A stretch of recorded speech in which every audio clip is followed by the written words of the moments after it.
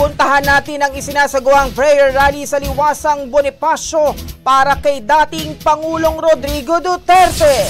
Jigo Custodio, ibrigada mo! Brigada! Live report! Brigada Kat, libo-libong taga-suporta ni dating Pangulong Rodrigo Duterte ang nagtipon na dito sa Liwasang Bonifacio para sa prayer rally para sa kanyang kaligtasan na tagarang paglaya. Pero bago ito, nagkaroon muna ng caravan mula sa iba't ibang bahagi ng Metro Manila.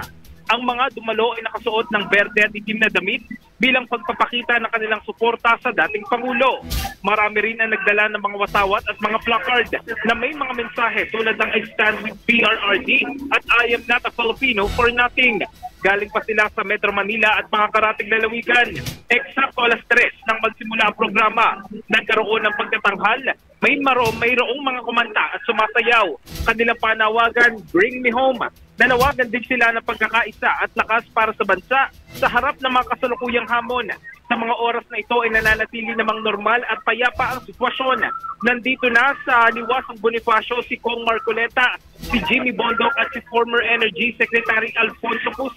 At kakadating lamang din ni Philip Salvador. Dadating din ang mga senatorial candidates ng PDP laban. At as impormasyon pa na ating nakuha, dadating ang misis ni dating Pangulong Rodrigo Duterte na si Hanelet Avancenia at ang kanyang anak na si Kitty Duterte. Tatagal ang programa hanggang alas 10 mamayang gabi. In the heart of changing life, ito si Brigada Jigo Custodio ng 105.1 Brigada News of Manila, the Music and Authority. Honda. Brigada. Ang bahaging ito ay hatid sa atin ng DriveMax Herbal Capsule. Lalaking angat, tumatagal.